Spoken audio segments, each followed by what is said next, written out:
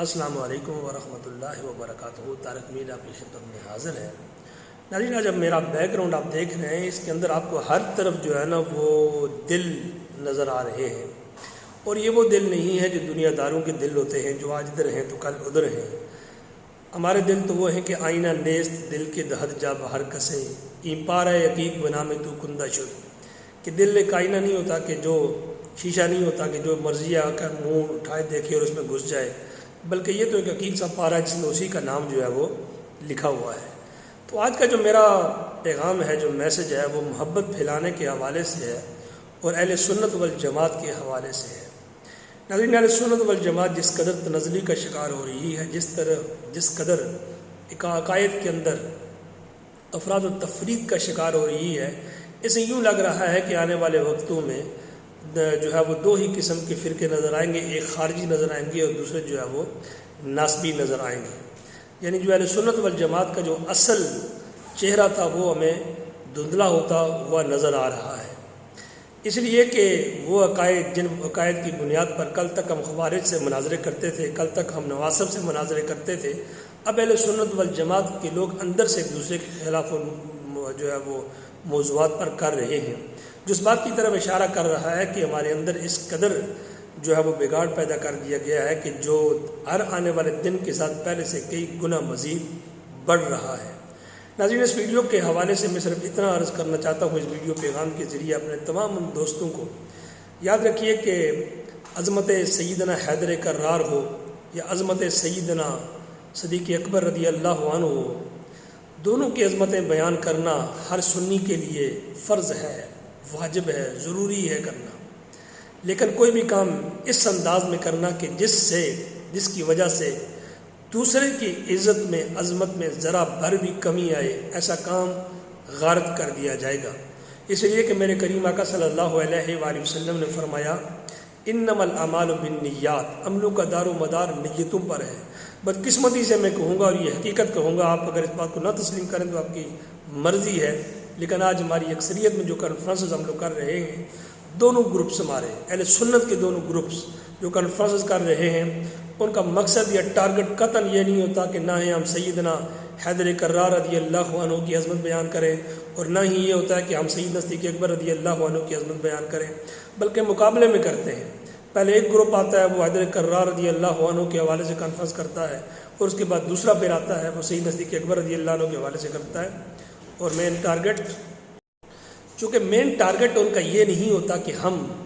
ان عظیم ہستیوں کی شان بیان کریں، بلکہ ہم ایک دوسرے کی مخالفت میں، میں یہ تو نہیں کہوں گا کہ کوئی ایمان والا سیدنا صدیق اکبر کی مخالفت میں کرے گا یا سیدنا ابوبکر صدیق رضی اللہ عنہ کی مخالفت میں کوئی ایسا کرے گا۔ بنیادی طور پر ہم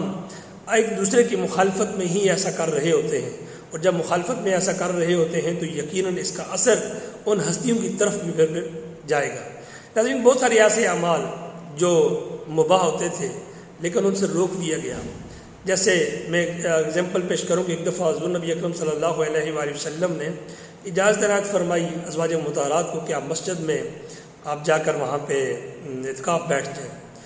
اب ازواج مطہرات میں سے ایک گئیں، دوسری گئیں، تیسری گئیں، کرتے کرتے مسجد جو ہے وہ بھر گئی۔ نماز کا ٹائم ہو، صحابہ کرام باہر کھڑے ہیں، میرے کریم آقا صلی اللہ علیہ وآلہ وسلم آئے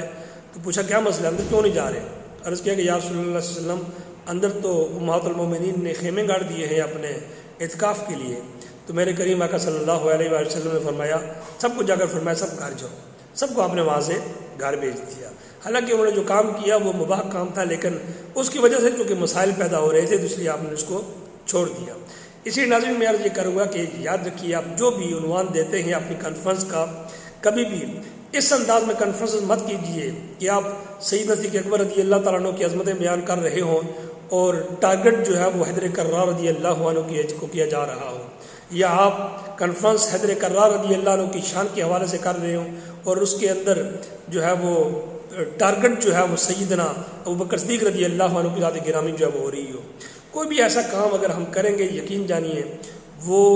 سراسر نقصان اور گھاٹے کا ہے۔ خدا را میں تو یہ عرض کروں گا کہ اہل سنت والجماعت کے لوگ اب اپنی جب کانفرنسز کریں نا تو اس کانفرنس کا جو نام رکھیں وہ خلفاء راشدین چاروں کے نام پر رکھیں۔ اگر چاروں کے نام پر نہیں کر سکتے، دو کے نام پر جا کر لیں، لیکن اس انداز میں مت کیجیے، خدا را مت کیجیے کہ جس کی وجہ سے نفرتیں بڑھ رہی ہیں. اور نفرتیں ہماری کا بھی کوئی ایشو نہیں ہے. پرابلم یہ ہے کہ ہم لوگ اپنی آنے والی نسل کو کیا پیغام دے کر جا رہے ہیں. کیا جب آپ عظمت بیان کرتے ہیں سیدنا صدیق اکبر رضی اللہ عنہ کی اور دل میں نعوذ باللہ من ذالک اس عظمت کی وجہ سے اگر بغض حیدر کرار آئے گا، یا مولا کائنات کی عظمت بیان کرتے ہیں اور بغض سیدنا صدیق اکبر پیدا ہو ذرا سا بھی، وہ تو ایمان کو غارت کر کے رکھ دے گا. تو خدا را کوئی بھی ایسی حرکت نہ کریں جس کی وجہ سے ہم لوگ اپنے عقائد بھی تباہ کریں اور اپنی آنے والی نسلوں کا مستقبل بھی ہم تباہ کریں. ہماری کانفرنس کا جو ٹائٹل ہو، جو کانفرنس کا جو ماحول ہو، وہ اس طرز کا ہو کہ جب وہاں سے دنیا جائے تو ان کے دل عشق مصطفیٰ صلی اللہ علیہ وآلہ وسلم کے ساتھ ساتھ ہر صحابی رسول صلی اللہ علیہ وآلہ وسلم کی جو محبت ہے وہ ان کے دلوں کے اندر موجزن ہو. یہ ہمارا انداز ہونا چاہیے. یاد رکھیے قرآن کریم میں فرمایا تلک الرسل فضلنا بعضهم علی بعض. اللہ کریم نے رسولوں کو بھی، ایک رسول کو دوسرے پر رب کائنات نے جو ہے وہ فضیلت عطا فرمائی ہے. لیکن ان کا تذکرہ بھی اس طرح کرنا کہ ایک کا تذکرہ اس طرح کرنا کہ دوسرے کی جو ہے وہ اس کی عزت میں کمی آئے، اس سے منع کیا گیا ہے. کیونکہ نفس رسالت میں تو سارے برابر ہیں، چونکہ رسول تو سارے ہیں، نبی تو سارے ہیں. باقی جو ان کو عظمتیں ملی، ایک ہی عظمت اس طرح بیان کرنا کہ جس سے دوسرے کی عزت کم ہو رہی ہو، اس سے ہمیشہ علماء حقہ نے جو ہے وہ منع فرمایا ہے. امید ہے کہ آپ کو میری یہ بات پسند آئے گی. اگر پسند آئے تو دوسروں تک ضرور پہنچائیں. السلام علیکم ورحمۃ اللہ وبرکاتہ.